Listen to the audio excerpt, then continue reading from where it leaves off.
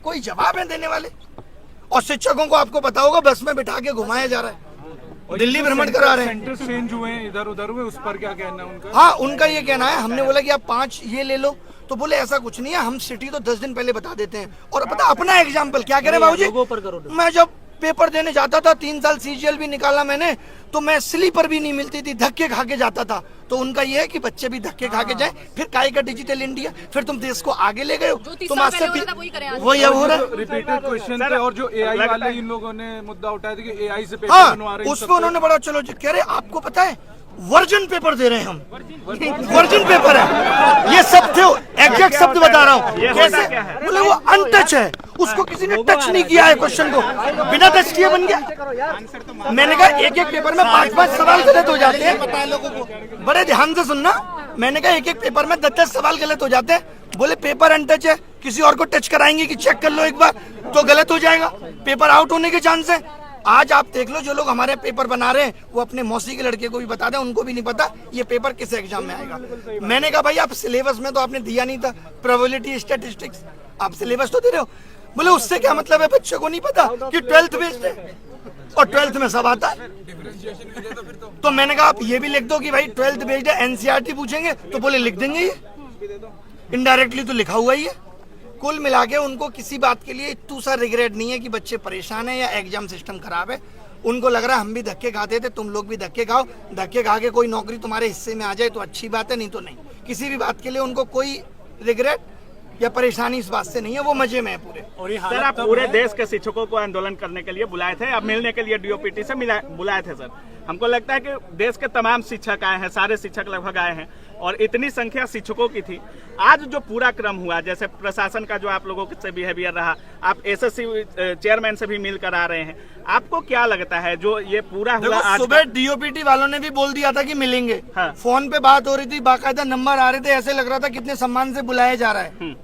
तो आप सुबह से देख रहे हैं हर चीजों को सर, और पहले से भी लगे हुए हैं। कितना उम्मीद है कि आपके इस रिफॉर्म वाले आंदोलन से, इस मीटिंग से कुछ प्रभाव पड़ेगा या कुछ अंतर देखने को मिलेगा, कुछ सुधार होगा? लेके आए, जितना ज्यादा से ज्यादा बच्चा यहाँ आके बैठेगा तो इस सिस्टम को ठीक करके ही जाएंगे, क्योंकि इतनी कमियां है ना। जैसे हमने बोला माउस और कीबोर्ड, हाँ ये मानते हैं थोड़ा माउस दिक्कत कर रहा है हर जगह माउस। हमने बोला एक बच्चा पीटा गया, बोले अच्छा बच्चा पीटा गया है, वीडियो कहाँ दिखाइए, लिंक दे दिया कि भाई ये वीडियो है। उनको ये भी नहीं पता, वैसे उनको एक एक बात पता है, उनको हमारी वीडियो के एक एक शब्द पता है कि हम क्या बोलते हैं। उनको ये नहीं पता कि एक बच्चा पीटा गया है, बच्चों के साथ अभद्र व्यवहार हो रहा है। हमने कहा इन्विजिलेटर आप ऐसे ही रख ले रहे हो, बोले फिर कैसे रखें, चेक करने जाएं कि इन्विजिलेटर क्या करता था पहले, नहीं करता था। तो कुल मिला के सारे जवाब उलूल जुलूल थे और मीटिंग बहुत ही बर्बाद हुई।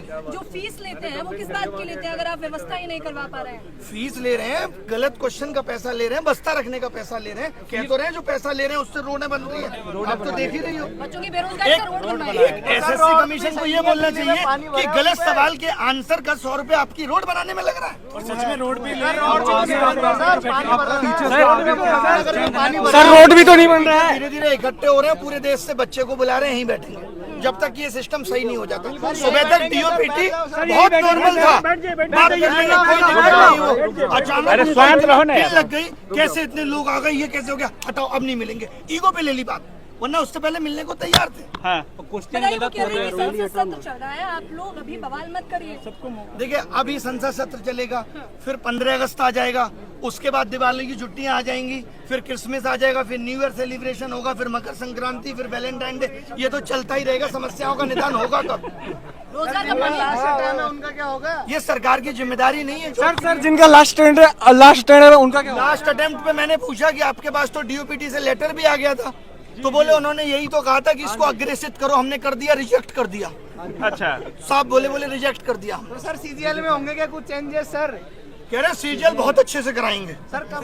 कैसे डेट भी तो देते सर, डेट भी तो देते। लगा तो उनकी बातों से पोस्टपोन होने वाली बात में शायद ना हो, लगा है। लेकिन उन्होंने एक बात और कही, जब आप शुरुआत में आप लोगों ने वीडियो देखा होगा, उन्होंने कहा आंदोलन करने की जगह जंतर मंतर है, तो आप लोग जंतर मंतर आइए वहाँ नहीं। हाँ मतलब ये कि आप जंतर मंतर पे जाके बैठो, अभी आप यहाँ ज्यादा बैठने लगोगे, इनको लगेगा यहाँ बहुत ज्यादा भीड़ हो गई, तो यहाँ भी ये कहने लगेंगे अब यहाँ भी मत बैठो। तो आदमी कहाँ बैठे? सोशल मीडिया की आवाज आप सुन नहीं रहे, तो कैसे भी तो आदमी अपनी आवाज पहुंचाएगा। सरकार इतनी बहरी कैसे हो सकती है? बच्चों के साथ जो अभद्रता की गई उसका क्या जवाब होगा? बहुत खराब है ये। लोग बच्चे छोड़िए, आप टीचर्स पे लाठी चार्ज, उनको गलत तरीके से जबरदस्ती बस में बिठा के ले जाना, ये कितना गलत है। और वहाँ पे क्या कर दिया था, टीचर ये कह रहे थे कि भाई 4 लोग हम में से डीओपीटी मिनिस्टर से मिलना चाहते हैं, लेकिन उनका ईगो आज इतना बड़ा है कि वो किसी से नहीं मिल सकते। बात भी नहीं सुनेंगे बच्चे। मैं आप सबको कैमरे के माध्यम से बताना चाहता हूं कि ये 1 साल की भर्तियां 3 लाख करोड़ का घोटाला है, और वक्त आने पर मैं इन सबके प्रूफ दूंगा। 3 लाख 3 लाख करोड़ के घोटाले। आप क्या अपनी नौकरी से 50,000 रुपए की उम्मीद कर रहे हैं, जहाँ इतने बड़े बड़े स्कैम चल रहे हैं। ये एडुकेटी का आना इतना आसान नहीं है। अच्छा, वो लोग शिक्षक का काम भी बता रहे हैं, वो कह रहे हैं आपका काम तो शिक्षा देना है, आप लोग आंदोलनकारी बन गए हैं। और जो बिना पढ़े लिखे नेता है वो शिक्षा पे पॉलिसी बना रहे हैं। ABCD नहीं आती है बाबूजी को, राजस्थान के शिक्षा मंत्री बन के बैठे हैं। हम इनको शिक्षा पॉलिसी बनाने दें, एजुकेशन पॉलिसी बनाने को इनको दे दें, और शिक्षक बता नहीं सकता कि आपके सिस्टम में खामियां क्या है। ये तो दोगलापन है। हाँ, अगर वो गलती ही स्वीकार नहीं करेंगे तो आप क्या करने वाले हैं? आप खुद देखिए, 5 साल पहले बोला CET लेंगे, तब तक मनसाएं ठीक थी। CET लेने का मतलब ही साफ साफ ये था कि भाई कॉमन एंट्रेंस टेस्ट होगा, बच्चा एक बार फॉर्म भरेगा। इनको लगा ये तो गलत हो रहा है, रेलवे अलग से 500 करोड़ कमा के दे रहा है। आपको पता होगा रेलवे में ही 500 रुपए फीस ले लेते हैं और कहते हैं 400 वापस करेंगे। कब वापस करेंगे ये नहीं पता है।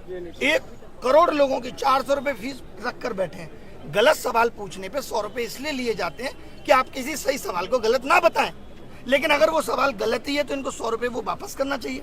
एक बच्चे से 2,500 रुपए वसूल रहे हैं, तो इन्होंने कमाने का जरिया बना लिया।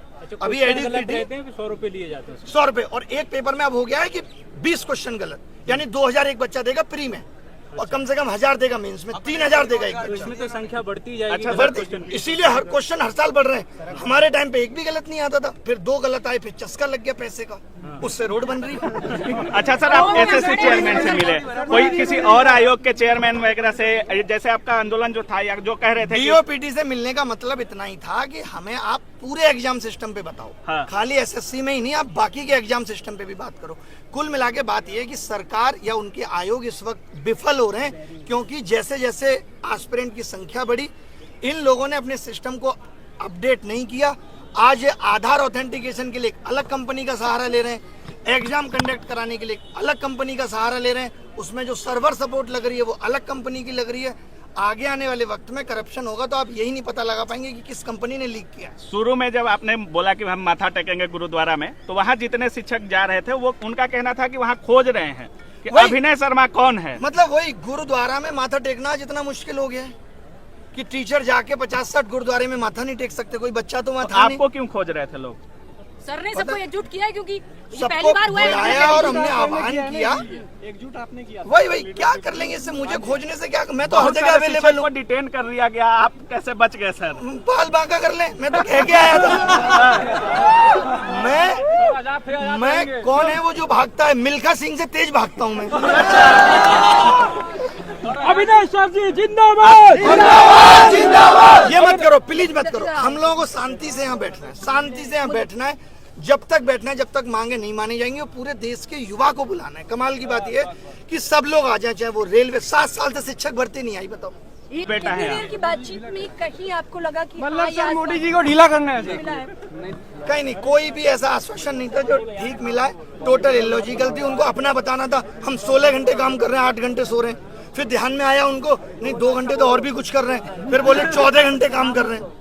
तो उन्होंने बस यही दिखाया, हम बहुत काम कर रहे हैं बच्चों के लिए, हर एक बच्चे की समस्या को सुन रहे हैं, हर एक बच्चे की समस्या का निदान करने की कोशिश कर रहे हैं। कुल मिला के सरकार, एजेंसी और आयोग तीनों मिले हुए हैं और सबका एक ही उद्देश्य है, किस तरीके से युवाओं से पैसा वसूला जाए। अच्छा, आप देखो, आप पे ये आरोप भी लगा कि आप